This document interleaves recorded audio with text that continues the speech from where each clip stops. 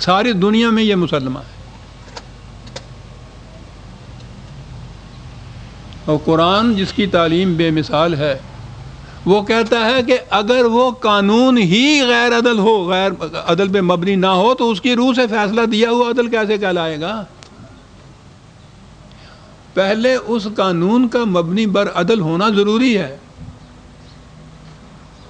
اسی لیے اس نے یہ کہا وَبِهِ يَعْدِلُونَ کہ صحیح مملکت وہ ہے جو اس الحق یا اس ٹروتھ یا اس قرآن کے مطابق فیصلے دے،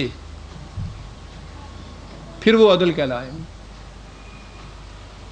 تو جب یہ صورت ہو کہ وہاں یہ یقین ہو کہ یہ شاہد ایسے ہیں کہ جو بنائے ہوئے بنائے نہیں گئے میرے خلاف، جج بھی کوئی اس قسم کی چیز نہیں کرے گا، نہ کوئی سفارش یہاں قبول ہوگی. وہ جو قرآن نے کہا ہے کہ نہ سفارش قبول ہو سکتی ہے، نہ کفارہ دے کے چھوٹا جا سکتا ہے، نہ کوئی اس کی جگہ کھڑا ہو سکتا ہے، نہ کوئی اس کی مدد کر سکتا ہے.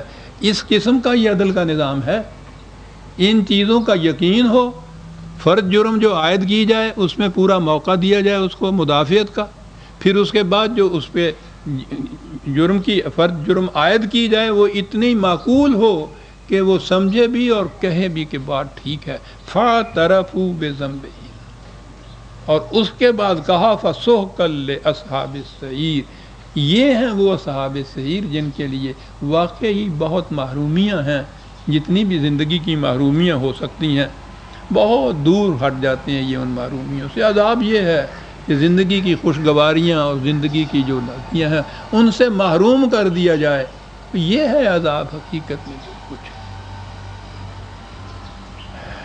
ان کے برعکس ان الذین یخشون ربہم بالغیب لہم مغفرۃ واجر کبیر، ایک لفظ یہاں بھی غیب کا ہے. جو خدا کے قوانین سے بالغیب احساس رکھتے ہیں خطرے خوف کا، اس بات کا احساس کہ اگر ان کی خلاف ورزی کی تو اس کا نتیجہ تباہی ہوگا، عذاب ہوگا. یہ جو چیز ہے یہاں بالغیب، یہ بالغیب کیا چیز ہے؟ ایک چیز تو ایسی ہے جیسے وہ کہتے ہیں ہاتھوں پہ سرسوں جمائی ہوئی ہے، ماچس یوں کی آگ نکل آئی فوری سامنے آ جاتی ہے، اس کا نتیجہ فوری سامنے آ جاتا ہے. یہ چیز کہ تم یقین رکھتے ہو یا نہیں کہ یوں کرنے سے آگ اس میں سے نکل آئے گی، اس نے کہا ٹھیک ہے یوں کیجیے آگ نکل آئی. ایک عمل وہ ہے جو کسان کی طرح ہے، بڑی محنت اور مشقت سے وہ زمین کو تیار کرتا ہے، پانی دیتا ہے، پھر وہ بیج لیتا ہے، نہایت عمدہ تندرست توانا بیج جسے وہ کہا جاتا ہے، وہ اسے مٹی میں دبا دیتا ہے. روز صبح آتا ہے، سارا دن اس کھیت کی وہ گدائی کرتا ہے، پانی دیتا ہے، اس میں سے جھاڑ کنکار الگ کرتا ہے، شام کو خالی ہاتھ اسی طرح واپس چلا جاتا ہے. ایک دن نہیں، 2 دن نہیں، مہینوں یہ کچھ کرتا رہتا ہے. اس کی محنت کا کوئی ثمر اس کے سامنے نہیں آتا. وہ کیوں یہ روز کرتا ہے؟ کون سی یقین کی بات ہے جو اسے ہر روز پھر آمادہ کر دیتی ہے کہ شام کو خالی ہاتھ واپس آئے، صبح پھر اسی طرح سے وہاں چلا جائے؟ کون سی بات اس کو یہ کرتی ہے؟ اس بات پر ایمان کے اس دانے سے فصل اگے گی اور اس میں سے اتنی فصل میرے پاس آئے گی. اسے کہتے ہیں ایمان بالغیب. جو نتائج فوری طور پہ سامنے نہ آئے ہوں لیکن اس بات کا یقین ہو کہ ایسا ہو کر رہے گا، یہ ایمان بالغیب ہے. یہ غیب کس چیز پہ ہے؟ کس بات کا ہے؟ اس بات کا ہے کہ وہ صاحب ارادہ نہیں بیج، کہ جی چاہے ہوگے جی چاہے نہ ہوگے. وہ مجبور ہے، مجبور قانون کے تابع چلنا چاہیے. اس مجبور کو اپنی مرضی سے نہیں وہ چل سکتا.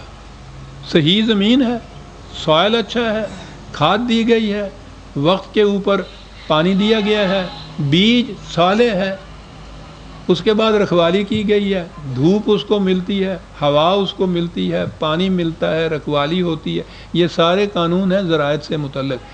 ان قوانین کے تابع وہ بیج رکھا ہوا ہے جو چل رہا ہے، اب اس کو یہ اختیار نہیں ہے کہ ان کے خلاف کچھ کرے۔ اس بیج میں سے قرآن کے الفاظ میں 100 دانے پیدا ہو کر رہیں گے۔ یہ جو اپنی محنت کے اندیکھے نتیجے کے اوپر ایمان ہے، یقین ہے، یہ کہتے ہیں ایمان بالغیب، جو شروع میں قرآن نے کہا ہے یؤمنون بالغیب۔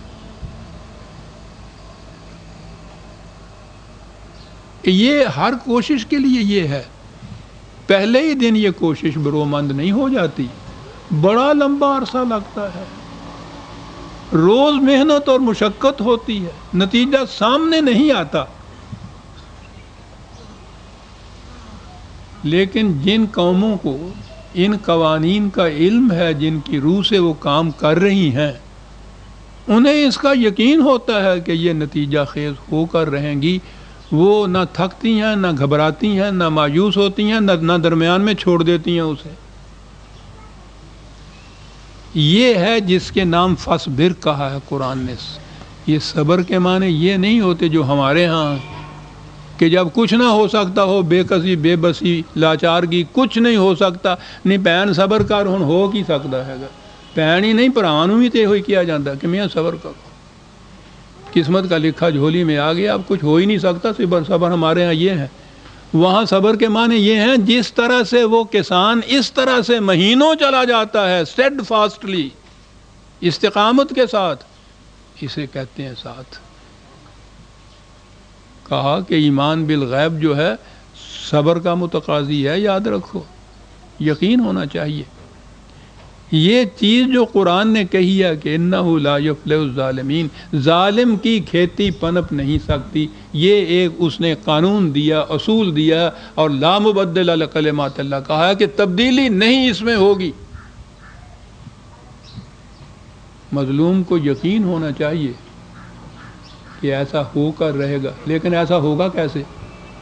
ان قوانین کے ماتحت ہوگا نا جو قرآن نے بتائے ہیں۔ یہ کرو گے تو پھر ظالم کی کھیتی اجڑے گی، اور اگر تم بھی اس کے ساتھ شریک ہو جاؤ گے تو پھر تو وہ رات دونی دن چوگنی اگے گی۔ یعنی یہ یقین کہ ظلم کی کھیتی پنپ نہیں سکتی، یہ ہے وہ جو اس کسان کو دانے کی برومندی پر یقین ہے، اور آگے پھر اس کے وہ عمل شروع ہوتا ہے۔ یہ جتنے بھی قوانین انسانوں کے متعلق قرآن نے بتائے ہیں، ان میں بھی یہ صورت ہے کہ وہ اسی دن نتیجہ خیز نہیں ہو سکتے۔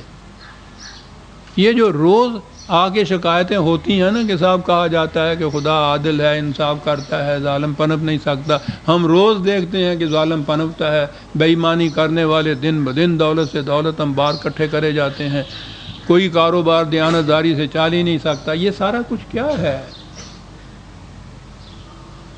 ہمیں خدا کے ان قوانین پر ایمان نہیں، اور پھر یہ قوانین نتیجہ خیز کیوں نہیں ہوتے؟ وہ ہم اس کسان کی طرح نہیں ہیں کہ جو 6 مہینے محنت کرتا ہے، قانون کے مطابق عمل کرتا ہے، پھر نتیجہ خیز ہو۔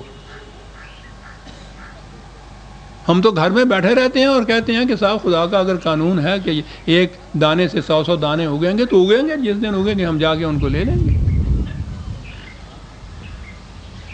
یوں تو نہیں ملتی۔ تو یہ ہے جسے ایمان بالغیب کہا جاتا ہے۔ ہر وہ محنت کار، ہر وہ مزدور، ہر وہ صنعت کار جسے یہ یقین ہے کہ جو میں کر رہا ہوں، جو مشین میں بنا رہا ہوں، جو کلاک میں فٹ کر رہا ہوں، پتہ نہیں اس پہ 6 مہینے لگ جائیں، سال لگ جائے، لیکن ایک دن یہ چلتا ہوا بن جائے گا اور اس کا اتنا کچھ مل جائے گا، وہ روز فاقے کاٹ کے بھی اس کے پیچھے لگا رہے گا۔ یقین محکم، یقین محکم، عمل پہ ہم، اور یقین محکم خدا کے قوانین کی محکمیت پر کہ غیر متبدل ہیں، یقیناً ایسا ہوگا جو قرآن کہتا ہے۔ وہ جو ہے نا ہم نے تکذیب کی، تکذیب یہ ہے کہ ان میں وہ یقین نہیں باقی رہا، انہوں نے یہ کہا کہ نہیں صاحب جھوٹ ہے، ہم نے دیکھا ہے